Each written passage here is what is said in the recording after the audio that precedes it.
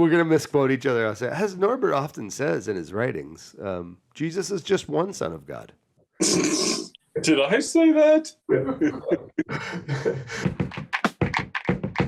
Hey everybody, welcome back to the Fossores Chapter House Podcast. This season, season 4, done in conjunction with Faith RX. It's the first Faith RX podcast season in a hot minute, and that's why I'm joined by my co-host and good friend, Liz Kirchmeier, the CEO of Faith RX. And today our guest is my good buddy, Norbert Haukenfrers, who's an Anglican priest in Canada. Norbert, say hello and tell us a little bit about yourself, including all the fun words that I don't know how to say. Yeah, exactly. Hey, David and Liz, glad to be here. I'm Norbert. I'm a priest in just out of Calgary in a small town called Okotoks. And I've been a parish priest now, I think, for 18 years and worked with Indigenous communities along the north in suicide prevention and studied with David at George Fox University. That's how we crossed paths first. And then we may have imbibed a few evenings here and there along the way. And that's how friendship grows, right? Is over the table. Yep. Absolutely, man. It is a little bit shameful how almost all of our podcasts are like, yeah, Dave gave me liquor. We had a good time. All started. Yeah, that's right. I like to think of it as Eucharist, but you know, it. Good story to start with. Yeah, that's right. There was smoke and fire, and both inside and outside. And I now recently we reconnected because I was publishing some stuff on the spirituality of the body, and we had a Zoom call about that stuff. What was your interest in the spirituality of the body? Like, what piqued you about that? Well, what piques me about it is the whole notion that our spirituality is so disembodied, and when we do talk about the body, it's mostly about shame and what you shouldn't do with your body, instead of actually recognizing that God made people beautiful and good, and what does that mean, and how does that shape our understanding of spirituality and being a person? Like, is as you say in your study, is our body essential to being human? Yeah, right. Their body essential to our spirituality. I was reading Meister Eckhart this morning, which that sounds maybe more pompous than I intended. I've always wanted to read Meister Eckhart because I've only read quotes, so I bought a bunch of Meister Eckhart books, and I'm disciplining myself to read some of his stuff. And he said that the Creator chose to become part of creation, and in so doing, ennobled and empowered all human beings. I thought, what a great way to say that. I'm so glad I read him. But it's funny how, like, if Jesus were alive and in an evangelical church today, he would be subjected to people telling him he shouldn't think so much about his body. He certainly shouldn't drink so much. He certainly shouldn't drink and eat with the wrong people. He certainly shouldn't hang around those women like that, at that well like that, or let them pour oil on his feet like that. I mean, we have all these shaming messages that would have kept Jesus off of Instagram for fear of being bullied. Right. Yeah. Well, I love it because I was actually just talking with a priest friend of mine this morning, and he was saying, I don't know that person. I said, yes, you do. She's one of the girls that came to my parish. She was dressed. She came to Nightclub church. That's amazing. Yeah. And he was like, oh, yeah, I think I do remember her. It is pretty great to imagine two priests standing around having a conversation about the outfits women wear to church. That's a sitcom waiting to happen, you know. Sure is, but I mean, it's like we don't, like, the mold doesn't fit. Yeah. For a long life. Yeah. So what if you could wave a magic wand and sort of correct the errors in the church about the body, what would you correct them to? Like, what do you think is a healthy Christian understanding of the human body? It's for good. It's for pleasure. It's for joy. And I think it's like with anything, we focus so much on the abuse instead of the proper use of our bodies, that we have become actually scared of our bodies so much so that even in an Anglican church, a lot of people don't kneel for confession anymore. Really? Yeah. Because it hurts, like because it's inconvenient, or because they feel bad, or Do we really need to do that? Like, isn't that old fashioned? the whole thing is a bit old fashioned. You know, the guy didn't die on the cross yesterday. Yeah, that's it. Yeah. Yeah, and they don't know what to do. And I say, yeah, it is old fashioned. It's like I was at a conference with Bob Goff not that long ago.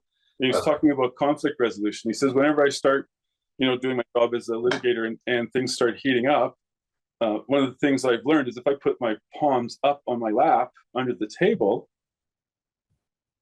my posture doesn't allow me to get mad. Really? Yeah. That's amazing. I know. Think about that, right? Like you're sitting and you feel like yourself getting angry, and just open up your hands and your posture into a posture of reception. Yeah. And try and get mad. Yeah. Yeah. Well, conversely, if I do want to try and get mad, I guess I'm going to clench my fists and grind my teeth, and yeah. Yeah, I mean, there's such, I mean, it's well documented, but there's such wisdom in the body, and your body has so much intelligence and knowledge and understanding stored within it. You know, everything from muscle memory to somatic cues to the way our bodies hold trauma. I mean, just like to divorce our spirituality from our physicality is to literally cut yourself in half. Not even cut yourself. You can't cut a human being in half and have them live. You can't cut your torso away from your legs and live. You're going to die automatically. You're going to die every conceivable death, spiritually, civically. If you separate body from spirit. Yeah. Did you ever read that book, Alan Mann's book, Atonement for a Sinless Society? Yeah, I mean, he was brutally criticized for that book, and it's not like some of the critiques weren't deserved, but in the book he makes an experiment. He says, I think we live in a world that doesn't believe in sin anymore, and so if they don't believe in sin, we have to learn how to present the gospel without such an emphasis on sin. I think he goes so far as to say, like, let's just not talk about sin at all. And that's what got him blasted. Everybody was like, you're changing the gospel, you're changing the story. I mean, we never really heard from the guy again because he got so beat up on by all the powers that be in the guild and academia that. But I thought he was onto something, because it's like if all the metaphors in the scripture are agrarian, how do you talk to city dwellers when they have no concept of sheep and shepherds? You find different metaphors. If people don't understand the concept of sin, or if they're immediately shut off to the idea of sin, well, let's find a different way to have the same conversation. And when you were talking about the fact that we're so afraid of the abuse of the body, we can't appreciate the use of the body. And I recently preached at a black church. I don't often get a chance to do that, but I always love it. I love the energy of black church. My friend Howard says, who's one of the black pastors that I work with, he goes, David, there's two kinds of churches. There's black churches and non-black churches. And I'm like, well, I went to a church that was really multicultural. He goes, that's not a black church, David. I think I've tried to explain this. So you go to a black church and everybody's dressed to the nines. I don't know that it's nightclub church, but it might be country club church. It might be nightclub church. And I sit there and I go, I love the way that they use their bodies. That like you don't get dressed like that by accident. You're showing up. You're showing up and showing out, and the way they worship and the way they talk back to you when you're preaching, and the whole experience is so corporeal. It's so bodily. It's so incarnate. It's so fun. I just love it. Of course, I feel stupid because clearly, I'm an old white guy, so I'm the one guy who looks like he doesn't belong. But I've got such I get to borrow their joy, and that is so cool. Did you wear your good suit? Right. Well, if you weren't dressed to go. Yeah, that's right. No, I got dressed up. But one thing that everybody wants whenever I'm a guest speaker is they want me to show off my tattoos. And I was really reluctant to do that because a lot of black churches are really, conservative. So I get a lot of my suits made with doctor's cuffs, which is when you can roll up the sleeves on your jacket. So I showed about 4 inches of tattoos on each arm, and that was as much as I could tolerate. So I could show respect to the church mothers and the ancestors, and still also honor the pastor by being his billboard, because everybody needs we need to show that you can have tattoos and be a Christian. So we'll get McDonald in here and we'll just have people gossip about him and that'll be fine, Not us. Yeah, that's right. Then we can hide our tattoos because we can go, well, look at him. Him and Jesus have tattoos. The rest of us are fine. Yeah. Hey, David's got it. That's right. That's the first misquotation of the episode. That's what I heard, Yeah. Oh man.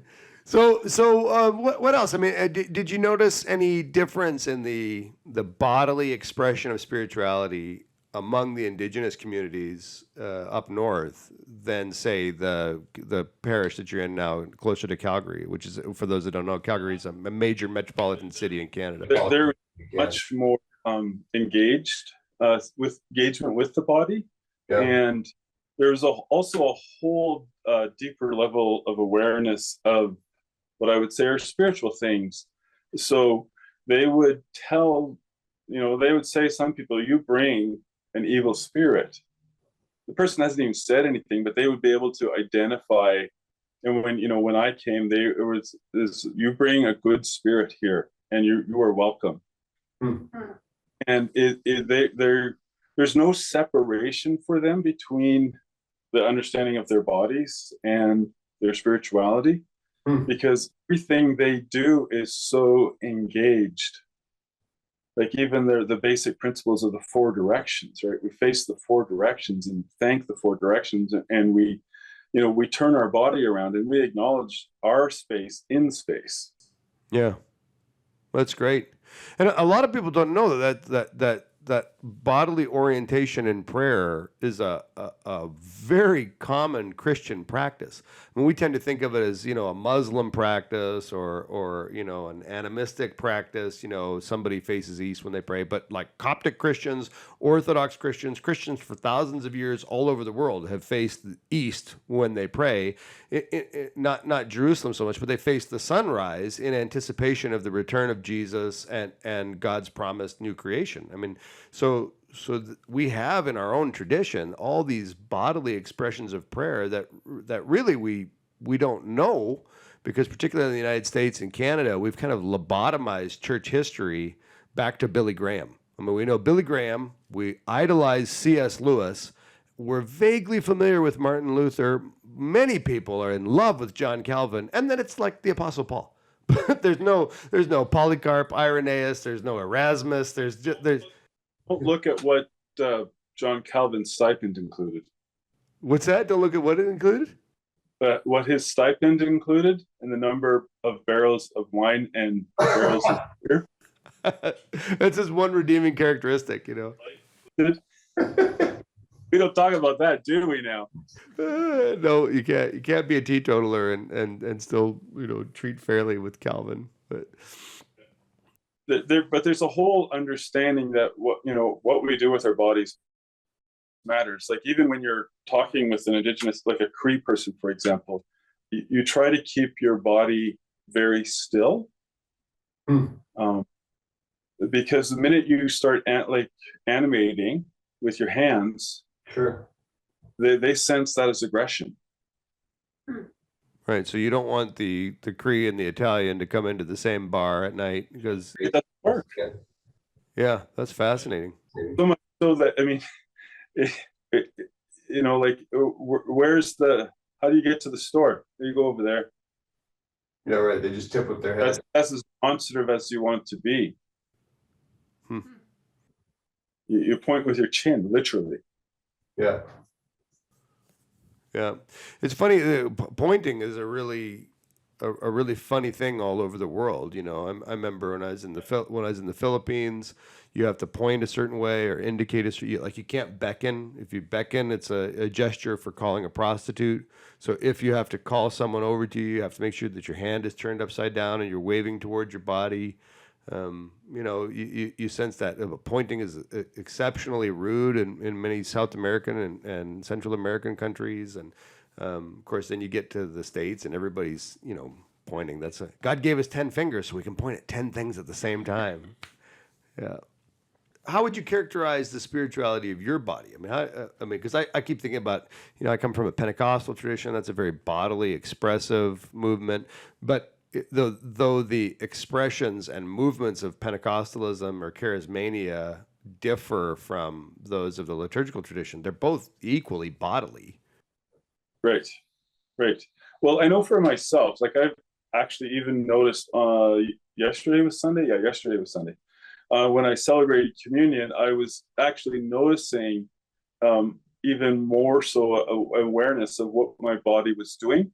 Because, when I was trained how to celebrate communion, there were certain gestures that one did at a certain particular time in the liturgy. And what I noticed was I was doing all those things. I wasn't even thinking about it.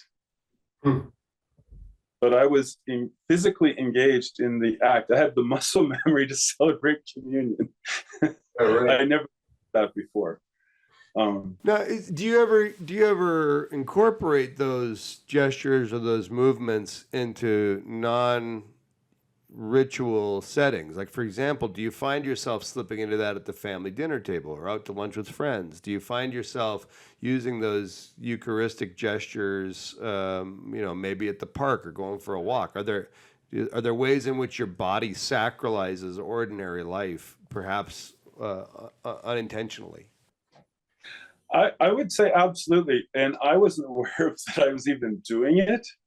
Like my daughters would say that oftentimes when I would lead prayer, I would just go like this.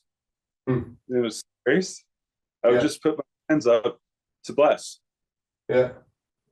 I do it without even noticing it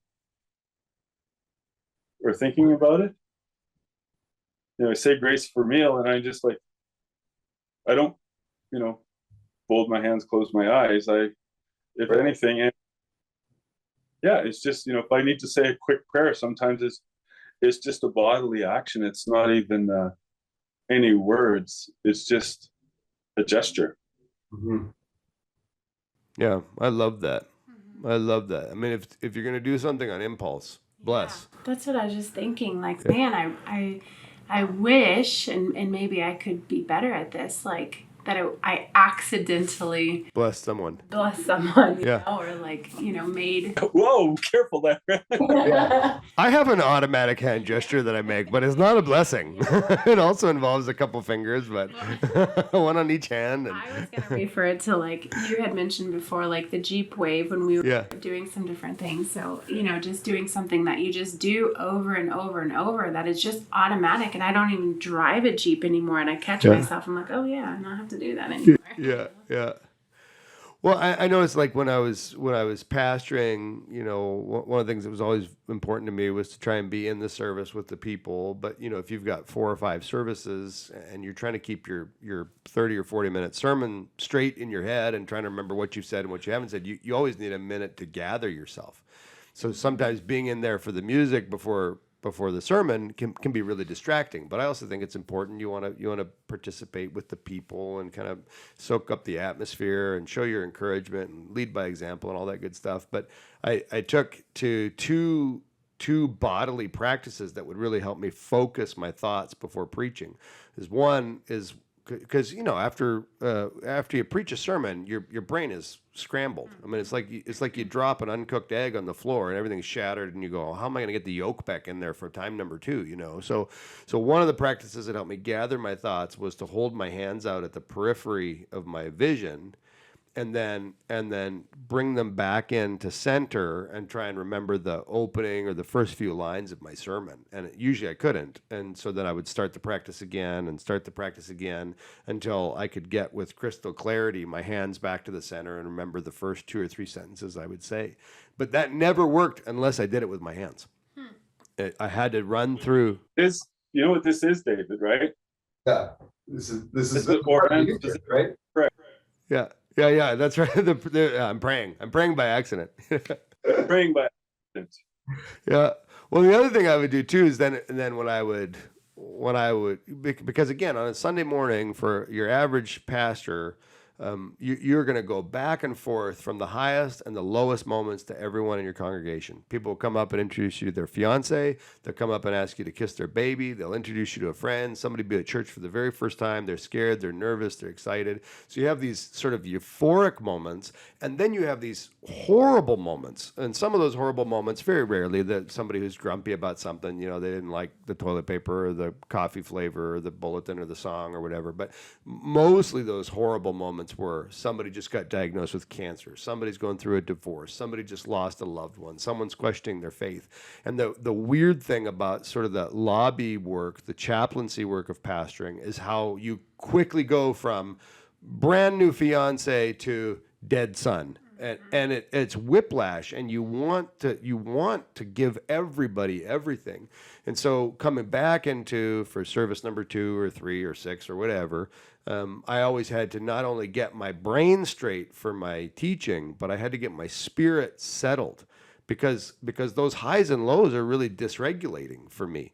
And especially when you're trying to provide equilibrium for others in the name of Jesus. So I found another posture really helpful to regain my own spiritual equilibrium was to just cover my mouth, and I would sit there in the music and just be able to kind of pray into my hands so that no one would hear, because then I could intercede for somebody who's suffering a tragedy or whatever. And I always had my mic off for this, by the way. But those two movements, or those two bodily postures, made those mental and spiritual exercises infinitely more effective.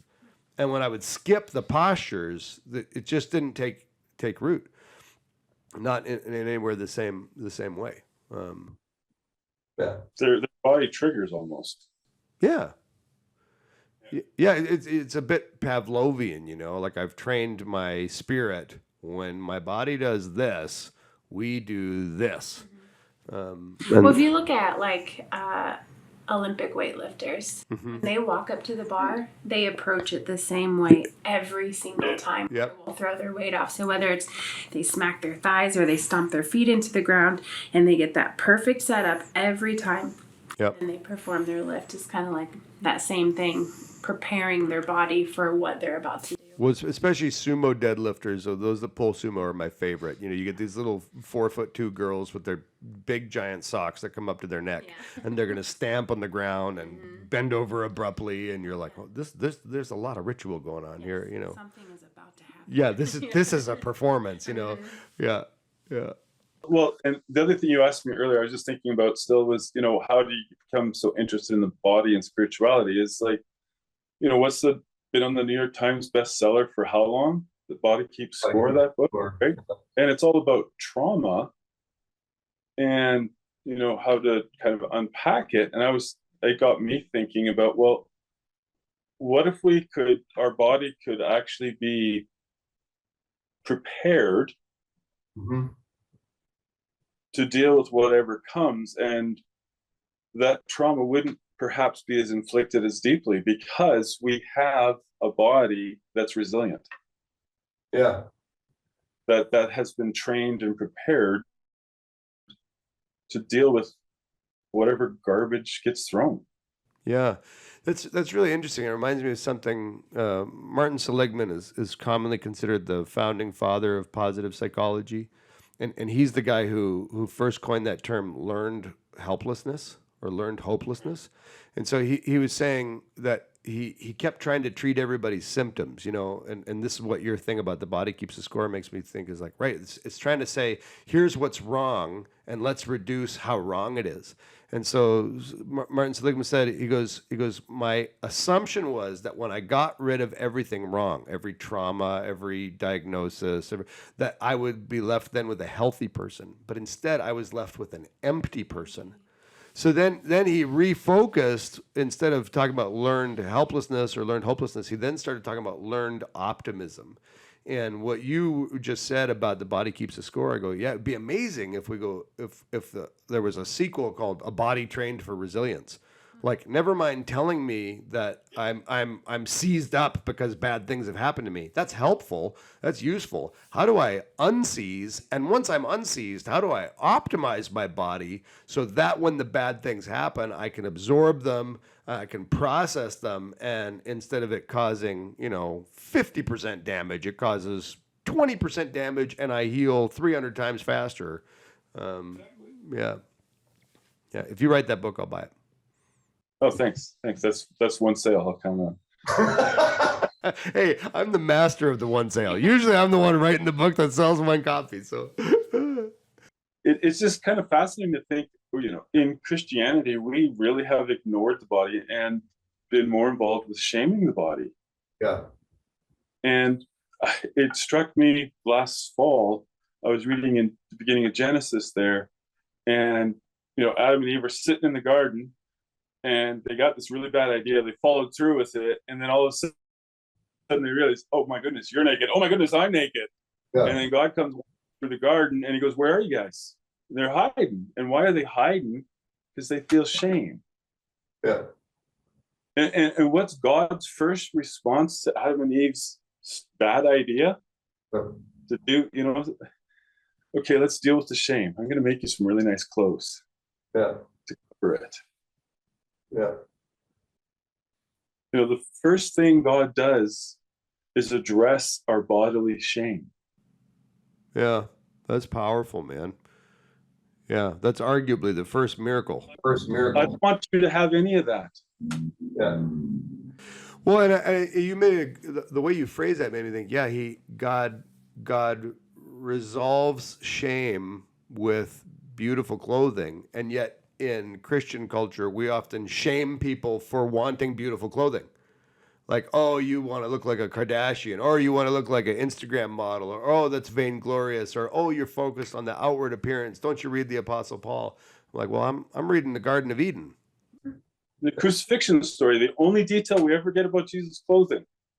Nobody wanted to wreck it. It was so valuable. Yeah, the seamless garment, yeah. Did you ever read The Robe, that Arthur Douglas novel about the soldier who gets Jesus' cloak at the crucifixion? No, I haven't. That's fascinating. Oh, it's amazing. It's incredible. It's a historical novel, so I mean it's at a higher reading level, but it's not quite Twilight.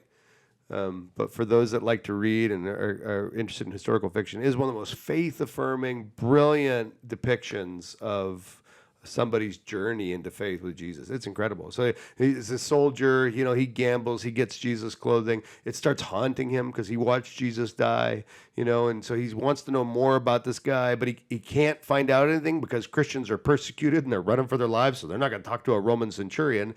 So they keep telling him, well, maybe Peter would talk to you, the big fisherman. So he goes on this big quest to try and finally meet Peter, and there's all this cloak and dagger clandestine nonsense, and his family's mad at him, and he's losing position and privilege, all to try and meet the Apostle Peter. And Peter is portrayed as an absolute giant of a man, is somewhere between a professional wrestler and that guy from The Princess Bride, and so it's this really incredible story that makes you go, oh, I came to faith too cheap. Somebody else has got this figured out better than me. But what does our clothes communicate about the value of the body? Well, I even like what Paul says when he's talking about the more vulnerable parts of the body are the parts that deserve the greater honor, and so they need the greatest protection.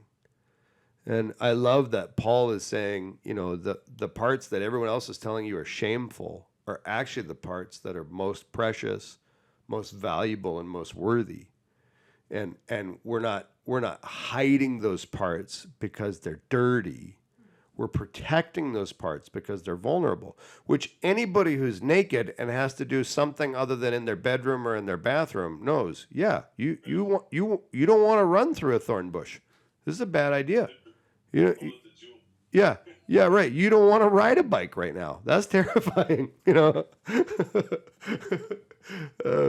think that perspective shift is just incredible within itself. Just, yeah, I mean, kind of coming to the same conclusion that they should be covered, right? But for very different reasons. Yeah, and it's I mean, the Pharisees were a product of many hundreds of years of devout Jewish observation.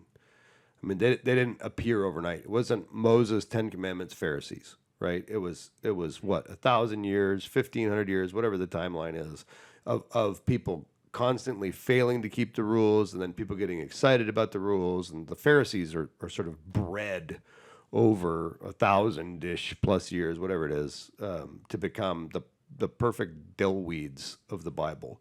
And what we have now, I think, are the perfect dillweeds of Christian spirituality. I mean, after thousands of years of following Jesus and people screwing it up and not being able to keep the rules, and other people excited about keeping the rules, we've figured it all out. We've got our God trigonometry down. We know how to be holy, and we think holiness is managing our sin and sinning less, and it's sin reduction. And you go, what about life, man? I mean, I had somebody say to me the other day, they're like, the whole Bible is about sin. I'm like, if you read the whole Bible and the thing you're focused on is sin, we're not reading the same book. Sin doesn't even show up in the Bible till chapter 3. And sin's not in the last 2 chapters. So you're already dealing with a lobotomized, truncated, overly circumcised Bible.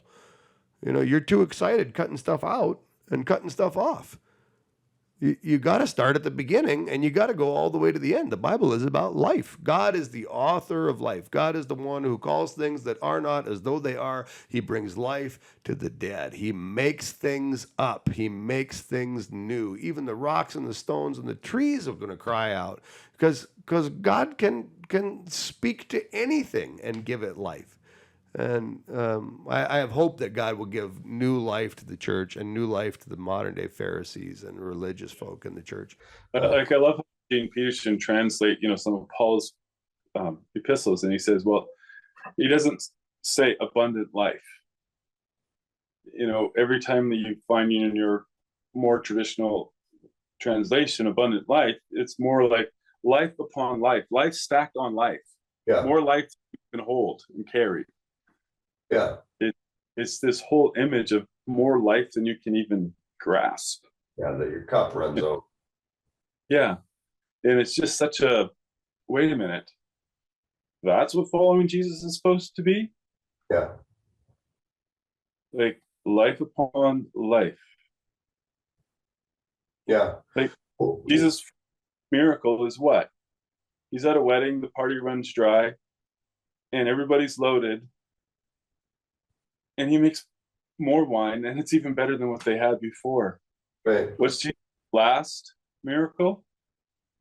Yeah. He says, "This is the cup, and whenever you drink it, yeah, remember, yeah, me." Well, and I do think that it's no. It is. I was going to say it's no accident, but it's more than not an accident. I mean, it's so telling that the central worship in the Scripture is a meal. Whether it's Eden, or whether it's the Passover, whether it's the Salt Covenant, or of course the Lord's Supper, or the marriage supper of the Lamb. I mean, the worship is eating.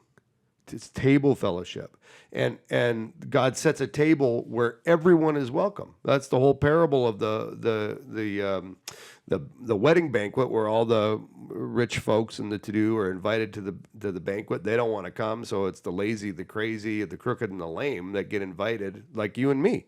And you just think, like, there ought to be room for everyone at every table, because that's how the kingdom of God is supposed to be. And that's why I think, like, going out to have a meal or to have a drink after you work out is so great. Like, that's where the real ministry happens. Going out after church is so great. That's where the real ministry happens. Hey, pro tip, if you go out after church, leave a good tip. They know that you came after church. They're already judging you.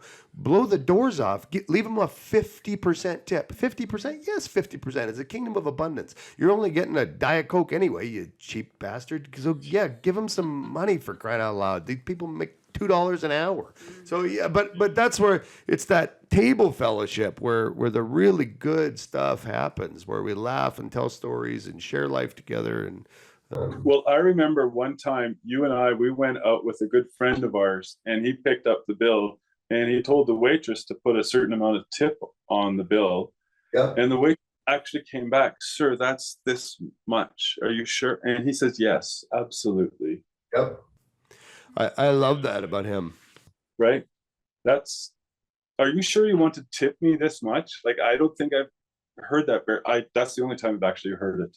See, since you're protecting his identity, I'll play along. But he's very important to both of us. So anybody who knows me, and they already guess who it is. But he's my tipping hero. I mean, he's the most generous person I've ever met, and I've known a lot of generous people. And it's changed the way I approach it. Yeah, I asked him one time. I said, "What do you tip?" Because I just saw the way he was engaging all the wait staff, and he says 50% at least. And I was like, "Are you serious? 50%?" And he said at least.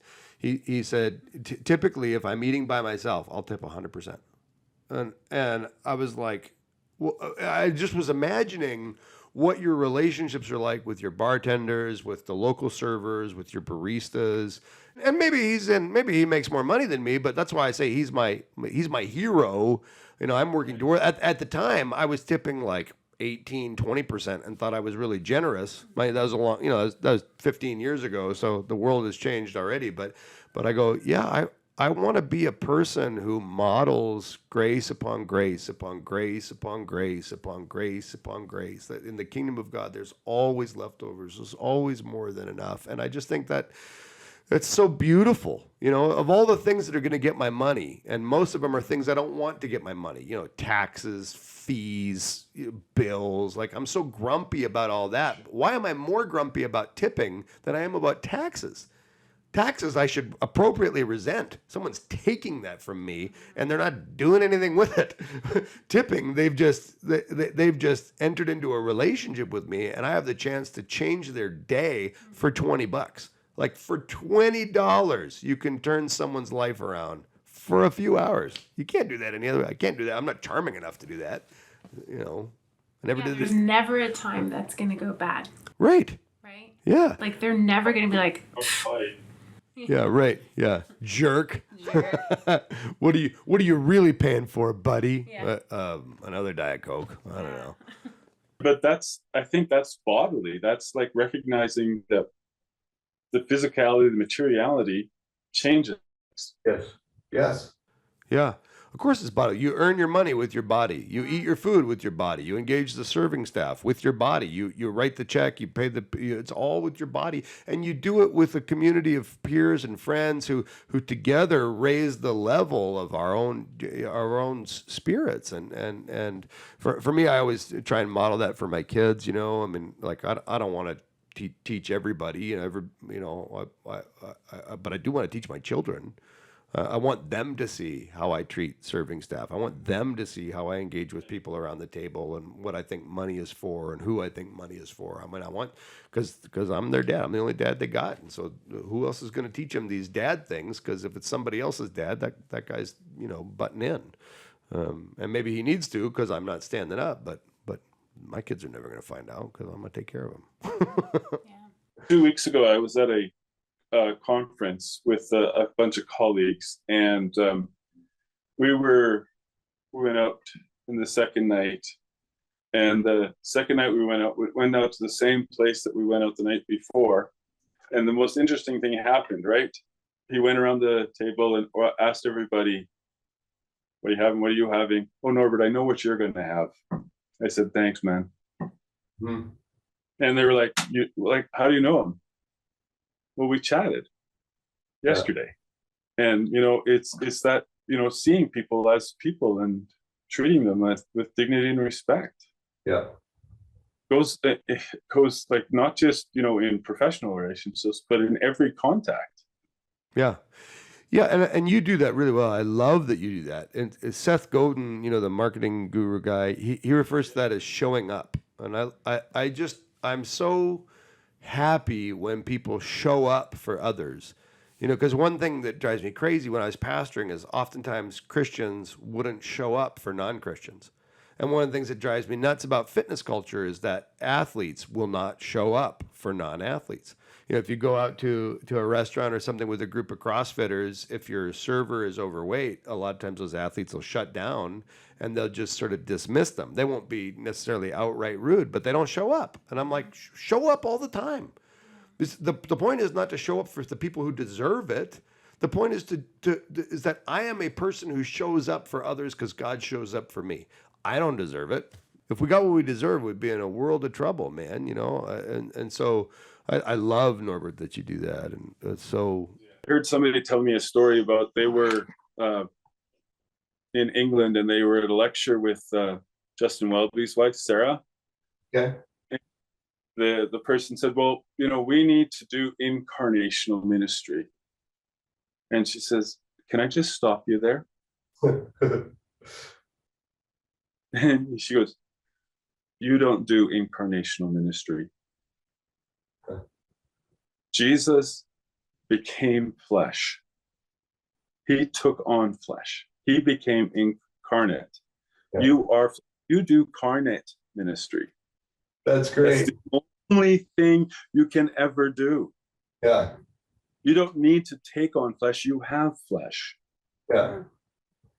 Yeah. And it's like our bodies. Yeah. We don't have to take it on. We don't have to. It's the gift. The only gift we have for ministry is our bodies. Yeah. Yet it's so separated. Now, you mentioned earlier that you went through some of those Holy Alive journal articles. What sticks out to you about those? I'm so because you're such a great theologian. I'm like, well, good, beat me up. Yeah. What sticks out to me is just it's so practical. It's like it's a givenness to the body. Yeah. That we often just kind of skate over. It's like you know, a hockey player doesn't notice the ice conditions until they're not great. Yeah. We don't notice our bodily conditions and how it influences life until there's a problem. You know, you've done something stupid with your body, and all of a sudden this other important relationship is down the drain. Mm. You know, it's all bodily. Yeah. And your Holy Alive journals don't pretend that they're not. And I just, David, you're going to really love this. I just finished finally getting through the second edition of Pursuit of Happiness. Oh, yeah? The Adventure of Happiness? Right on. Woo! It's this whole level of understanding that our bodies are engaged in ministry, whether we like it or not. Yeah, exactly. Are we pursuing what pleases God? Because what pleases God pleases us. We don't often really understand that. Yeah. And you know, in Pursuit of Happiness, what I walked away with is it's like, you know, if I understand God and I understand myself, what I'm pursuing gives me unique pleasure and joy, physical pleasure and joy. Yep. And it blesses others and it gives God pleasure. Yeah. Well, that's really the creation poem is, you know, it makes earth, trees, and it's good. And it makes water and animals, and it's good. Everything's good. It's good. It's good. Do you imagine God looking down on the earth like he's looking at a terrarium going, I friggin' love this place. And I go, how come I don't love it that much? And when I open myself up and avail myself of the goodness in the world around me, I'm filled with the Father's pleasure. Like God's own spirit lights me up to the things God has made and the things that we've made alongside God. And sometimes I find it easier to like the things we've done together. You know, like God never made any cakes, but God made the raw ingredients and we get to cook. And so, you know, I like the cake, but he never made any bread or wine either. He left that up to us. Yeah, that's right. Yeah, you can't have the Eucharist with grapes. You gotta do the work. But yeah, I mean, I've become. Like, I want to enjoy everything. I want to be a wizened hedonist. Because Christians tend to hate everything. And I go, well, you know, if I'm constantly looking for things to be grumpy about, if I'm constantly looking for things that are offensive, or I'm constantly looking for things that are dangerous, I'm constantly on the lookout for the agenda of whatever group this is or that group, or how they're getting into our schools or getting into our minds. I mean, if I'm constantly watchdogging the world, I can't love it. You know, I'm going to build a fence around every flower just to make sure you don't screw it up. I go, well, how is that a way to live? Last Sunday, we had this lectionary reading from the Revised Common Lectionary from John chapter 3, 1 to 17. And, you can hardly watch a football game without seeing John 3:16 flash. Yeah. And I'm going, okay, that's good. Yeah. And it's like we stopped reading and didn't read 3:17. Because, what does 3:17 say? Yeah, I didn't come to condemn the world, but to save it. It didn't come to condemn the world, but to say, so that no one would be lost. Yeah. How in the world did we screw this up so badly that we got into the condemnation business and not in the incredible loving business? Yeah. Do you know Robert Farrar Capon, the Yes. The Episcopal priest? It was amazing. I mean, his books on the parables are the absolute best books on the parables ever. I mean, but that was the thing. He'd had some hiccups in his life early on, and got divorced and got temporarily defrocked, and he made some boo boos, and I love that. That's the foundation of his understanding of grace. Is he's like, if there's room at the party for me, there's room at the party for you. And if anything can be trustworthy in the Gospels, it's that God is having a party and you're invited. And I go, man, those screw ups made him a gospelier. If not for those hiccups, none of us would have the benefit of his understanding of grace, which is this beautiful God and these beautiful people. So we have this body that, it's for good. Sometimes we do stupid things with it and it's not good. Yeah. So what do you, what's been most effective in the gym, Liz, helping people work through their body issues? I mean, because you've done lots with everything from self-defense to personal training, and it's not like nobody comes to the gym feeling bad about themselves. Right. Yeah, most people start in that space that they feel bad about themselves, whether it's the way they look or the way that they perform. I think that for me, I've always just come from a space. It was interesting because they brought it up today at that training I went to. But, we always want to tell people, like, don't be so hard on yourself. Like, give yourself grace, And so I have just over and over and over, I feel like inside of a gym, it's like you're going to stop if you just keep telling yourself how bad you are. Yeah. But if you just stop and say, okay, I'm not that terrible. I'm going to keep pushing on. There are a couple of things, maybe some corrections that I can make quickly. Some will take time. But if I keep heading in that direction, then, these things are going to work out. I'm going to get better at this. And I just keep thinking that, listening to you talk back and forth. I'm like, yeah, this is just like, if we just continuously push in the direction of, I just want to be more like Christ, like the other things are going to come, Yeah, well, I mean, that's what Jesus said, seek first the kingdom and the righteousness, and all these other things will be added unto you. And I think we don't seek first the kingdom, we seek first not the world. That's the hiccup we make, is we're running away from the stick instead of pursuing the carrot. And I think we make that same mistake with our bodies too, I have this little thing on my Instagram, like, you can save pictures on Instagram. So I have a little folder called Old Man Goals. Where I'm like, how do I want to look at 50? Like, what's the vision I have for a 50-year-old me? And what's the vision I have for a 75-year-old me? And, at first I started finding pictures of, 50-year-old dudes with six packs, or 50-year-old dudes who can deadlift 800 pounds or something. That's not a real thing. No old man can move that much weight. They crawl and cry. But then I realized, well, some of that's fashion and a lot of that's just lifestyle. I go, I want to be ambulatory. I want to be energetic. I want to be social. I want to be active. I want to be adventurous. And I go, having that vision for your life gives you the positive thing to pursue. It calls you forward. And I think that's the thing that we need for our bodies, is not going, oh, I don't look good in a bikini. Going, no.